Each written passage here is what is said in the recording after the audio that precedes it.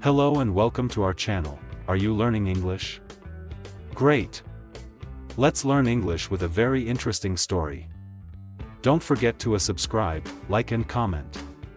Let's get started. It was a quiet evening when I checked my email after dinner. Among the usual newsletters and promotions, one subject line caught my eye: interview invitation, junior marketing assistant. My eyes widened and I quickly clicked it open. It was from one of the companies I had applied to 2 weeks earlier. My heart skipped a beat. I read the email 3 times to make sure I wasn't dreaming. I had spent the last 3 months applying for jobs. Every day, I would sit in front of my old laptop, searching for openings, updating my resume, and writing cover letters. Sometimes I would feel hopeful, and sometimes I would feel like giving up. But this email was different. It was real. I had my first job interview.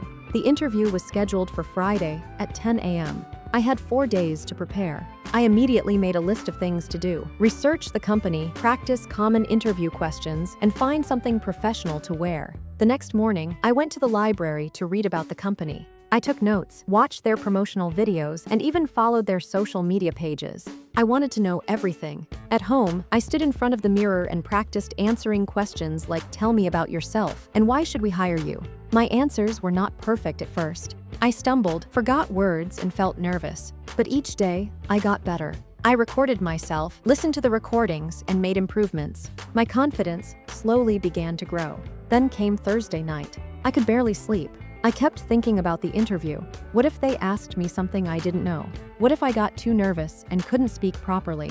My mind was full of worries, but I reminded myself, "You've worked hard for this. Just be honest and do your best." The next morning, I woke up early. I took a shower, ironed my clothes, and looked at myself in the mirror. I was wearing a light blue shirt and black trousers. My hair was neat, and I had a folder in my hand with extra copies of my resume. I looked ready even if I didn't fully feel it inside. I arrived at the company's office 30 minutes early. The building was tall and modern, with glass windows and a big reception area. I sat in the waiting room, trying to control my breathing. I looked around and saw 2 other candidates. One was typing something on his phone, and the other was reading a notebook. I smiled politely, and they smiled back. Finally, a woman in a black suit came out and called my name. "Armin Rahman," she said. I stood up, trying to smile with confidence, and followed her into a bright room with 2 interviewers sitting at a table. They looked friendly, but I still felt my hands sweat. "Good morning," one of them said. "Please have a seat." I thanked them and sat down carefully, making sure not to knock anything over. The questions began. The first ones were simple: my name, education, and experience. Then came the more difficult ones: what is your biggest weakness? And describe a time when you faced a challenge. I took a deep breath before answering each one. I remembered the stories I had practiced and the tips I had read. I didn't try to sound perfect. I just tried to sound real. Halfway through the interview, something changed. I stopped feeling scared. I started to feel excited. I talked about a college project I was proud of, and one of the interviewers even nodded and smiled. I realized that they weren't trying to trap me, they were trying to understand me. Just when I thought things were going well, one of them asked a question that made me pause. "Where do you see yourself in 5 years?" The interviewer asked, leaning slightly forward. For a second, my mind went blank. I hadn't prepared this one in detail. I looked down, took a breath, and thought carefully. I didn't want to give a typical answer. I wanted to be honest. "Well," I began, "I see myself growing in this field, learning from experienced people like you. In 5 years, I hope to take on more responsibilities, maybe lead a small team, and work on projects that really make a difference. I want to become someone who others can rely on, both professionally and personally." There was a short silence. Then the interviewer nodded slowly. "That's a good answer," she said. "Ambitious, but grounded." That one comment gave me a boost of confidence. I smiled, sat up straighter, and answered the rest of their questions with more energy. I even asked them a few questions of my own about the company culture, the kind of training they provide, and how success is measured in the role. When the interview ended, they both stood up and shook my hand. "Thank you for coming, Armin," one of them said. "We'll be in touch soon." As I walked out of the office building, the sun felt brighter than before. I wasn't sure if I would get the job, but I felt proud. I had faced my fear, prepared well, and given my best. That was a victory in itself. On my way home, I stopped by a small tea shop and ordered a cup of milk tea. I sat down, feeling the warmth of the cup in my hands, and thought about everything I had learned. Not just about marketing or interviews, but about myself. I realized that interviews aren't only about getting a job. They are about discovering your own strengths, facing your fears, and learning how to express yourself. I had walked in as a nervous graduate and walked out as someone more confident. That night, I wrote in my journal, "Today, I had my first job interview." I didn't just answer questions, I grew. No matter what happens next, I'll keep moving forward. The next few days were a test of patience. I checked my email every few hours, even though I knew it wouldn't come so quickly.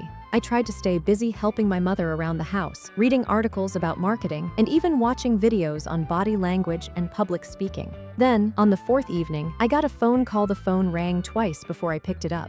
My heart was pounding again, just like it had when I received the interview email. The number was unknown, but something told me it was important. "Hello," I said, trying to sound calm. "Good evening. Is this Armin Rahman?" The voice on the other end asked politely.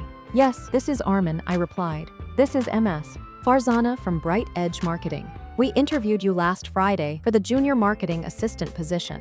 "Yes, of course. Thank you for calling," I said, standing up from my chair without realizing it. "We've reviewed all the candidates," she continued, "and I'm happy to inform you that we were impressed with your interview.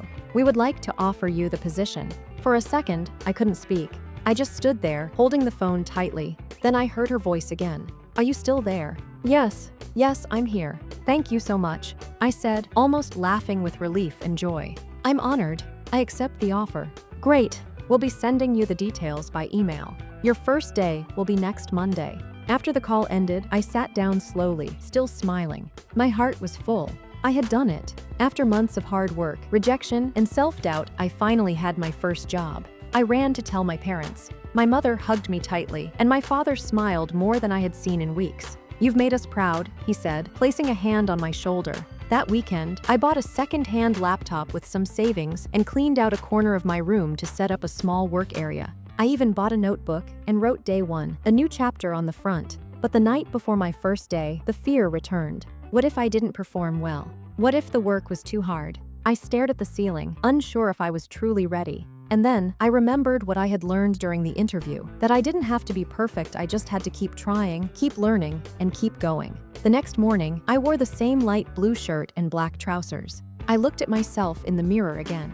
This time, the person looking back at me wasn't nervous. He was ready. I reached the office 15 minutes early. The receptionist smiled and guided me to the HR department. I signed a few forms, received my ID card, and then someone came to show me around the office. Her name was Nabila. She had been working there for 3 years. "Don't worry," she said kindly. "We all started somewhere. You'll do great." I was introduced to my team, given a desk, and my first task a simple product research assignment. I opened my new notebook and wrote down the task with the same care I had shown during my interview preparation.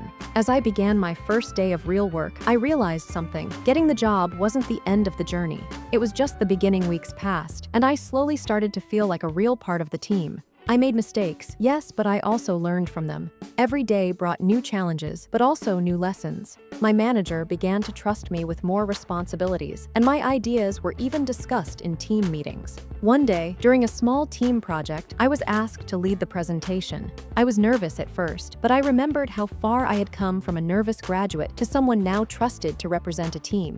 I gave the presentation with confidence. When I finished, I received a round of applause. That evening, I walked home with a smile on my face and one thought in my mind: dreams don't work unless you do. Getting that first interview was just the beginning. The real success came from the courage to keep trying, the patience to grow, and the belief that I was capable even when I doubted myself. My story isn't just about getting a job. It's about becoming someone who never gives up. And if you're reading this, remember, your journey might be just beginning. Keep learning, keep growing, and when your opportunity comes, grab it with both hands.